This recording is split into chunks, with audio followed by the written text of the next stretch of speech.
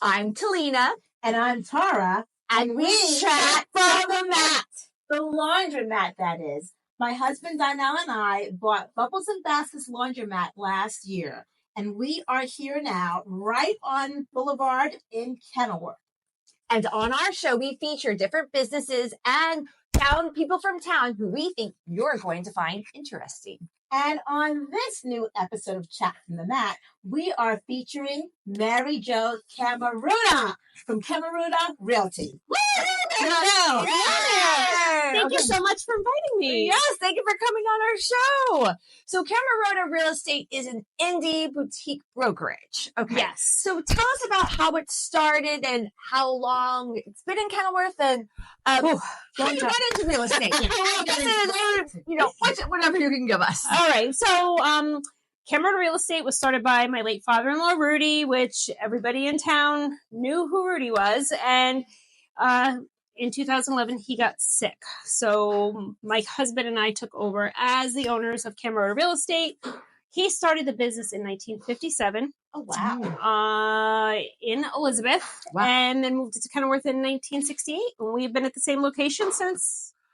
Oh, wow. So I got into real estate because my husband told me in 2008, I think it'd be a good idea if you got your license so you can help my father. And I said, okay, that means going back to school. Yes. I went to university as a stay-at-home mom at that point for several years, so I was not prepared for this, but I did it. And then in 2011, when we found out he was sick, I went back to school to get my broker's license so I could take over as the broker of record when he passed. And the rest is history. I've been at it for 16 years now. Wow. As a broker. 13 years as the broker. Okay. And then 16 as the agent. Yes. Oh my gosh. Amazing. That's amazing. Yes. So I love real estate. And I know the market right now is kind of crazy and has been for a number of years. So it's always hard to try to sum up what the market's doing and what it might do.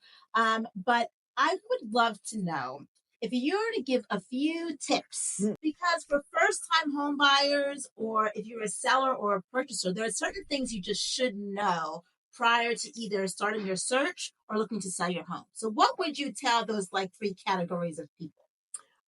the most important thing is know your realtor. Know who you are working with. We had an influx of people get their license. Not everybody is at it full time. It doesn't mean you can't work with a part-time realtor, but the more experience they have, the more likely that you're going to be in better hands. Good hands, yes. So just make sure you have some type of background. Like there's a lot of people that refer business. This is a referral business, right? Everybody wants to help everybody out. You just want to make sure that you're working with someone that's got the right experience to guide you through the steps of the transaction, because it is the most expensive purchase you're making in your lifetime. That's right. So you want someone who you know is educated in that field and even really knows the areas where you're looking. Right. That's very and important. and just to backpedal a little bit, if someone's a part-time agent, because not everybody can afford to do this full-time, especially if things get slow, as long as they have the training or the mentorship through their brokerage and somebody took the time to teach them, they know what to do and they're touching on it a little bit every day. That's somebody good to work with too. They don't have to just eat, sleep, and drink real estate. Got it. Okay. Because that's one thing. So Donnell and I, our first love is real estate. That's where we got started as business owners, is investing in real estate. And so we're landlords. We have an Airbnb up in the Hudson Valley that we operate and manage. And we flipped houses for a number of years. So if you wanted to work with someone, or someone was interested in buying a multifamily, where they can live in one unit or rent out the other, do you work with investors as well? Or, yes. And what's the difference between being a purchaser of a regular home versus an investment property? So when you're working with an investor, you want to make sure the numbers make sense, especially if they're going to live in one part of the two-family and rent out the other part. You want to make sure that your rental income that's coming in is going to either cover your mortgage or greatly offset it. Because sometimes that's where somebody wants to start out, and then they want to then rent out that unit and move on and purchase a single family unit for themselves. And it's important that those numbers make sense. Okay. And I think that's how I began in real estate. Actually, was I purchased a 2-family home first. I lived in one unit, rented the other, and the other unit, that rent, I maybe about 80% of my mortgage was covered by that. Right. So I was able then to save for Amazing. buying a single family home. So it's a great way also for people who are first time home buyers to think about getting into the market.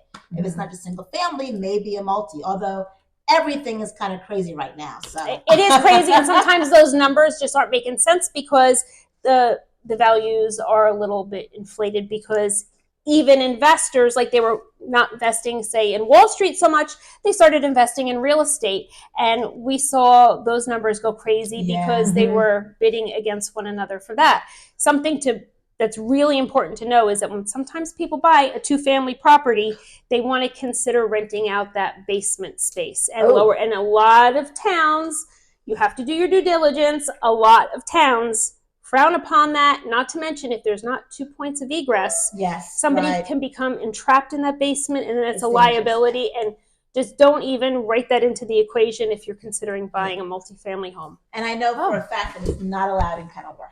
Yes. Oh, yes. It's illegal. It's a big no-no. It's illegal in Kenilworth. It's illegal. Yes. Yes. Interesting. That's great. And so, I know that you sell, of course, Union County, Kenilworth, other towns here, right? Yes. And you've been doing that for a long time. Yes.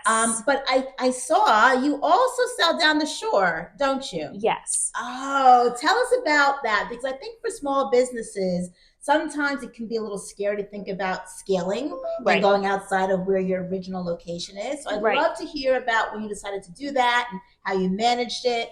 So back in 2000, my husband and I had 4 children. We didn't have 5 at the time. Just 4. We added to the brood once we moved down to Southern Ocean County, because we didn't foresee this. You know, we didn't foresee me getting into real estate, taking over, in his father's role in the business. So we moved down to the shore because we wanted to live there year round with our children. And then, 2008 rolled around and I got involved in the business, 2011. So I've been doing what I call the Parkway Shuffle all these years. So why not take advantage of knowing the market where I live? Of course, I'm a real estate broker. Of course, I'm going to know values in the town that I live in. It makes sense to do that. And my husband and I spent our summers. We're fortunate enough to spend our summers at the Jersey Shore because both of our parents had summer homes. So I am familiar with the Barrier Island from Point Pleasant Beach to Seaside Heights, and now Long Beach Island as well. So I've been selling waterfront homes as well. Oh, impressive. That's fun. It is a lot of fun. Sure. It is a lot of fun, but it's a lot of work because there's a lot of information you need to know. When you're dealing with shore waterfront properties, right? yes, and different. For flood zones, and if you're a high velocity zone versus just a regular AE flood zone, it's a lot. It's more work, or it's a lot of knowledge that you have to know. You don't want to find yourself in trouble as a real estate professional. You want to be the trusted professional that is the walking, talking book of information, and educate your purchasers, your sellers. So that's key. So that's how I ended up doing both of those, and of course, being born and raised here in Kenilworth.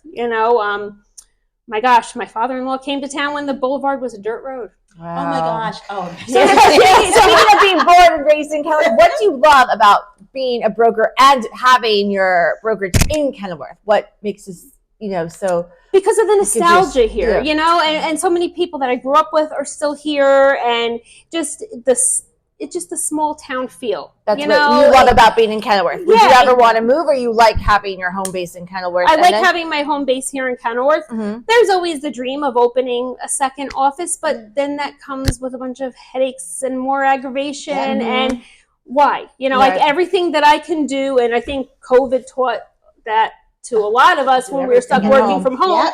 Anything you can do in the office. I have a home office. So I've got my computer, everything is in the cloud, anything that's in the office is at my home. And, the paper files are stored up here, but everything else on the computer I could do from home. So I don't need to be at 510 Boulevard 24/7. One thing before you move on, I wanted to ask you, I saw that you also hired a new agent in your office? Yes, I did. Yes, I did.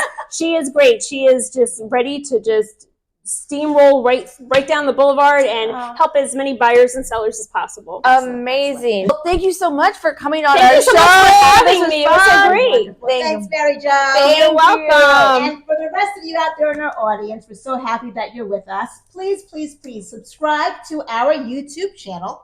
And if there's anyone else in Kenilworth, a resident or a business who you think that we should have highlighted on our show, email us at chatfromthemat@gmail.com. Thank you so Until next much. time. Bye.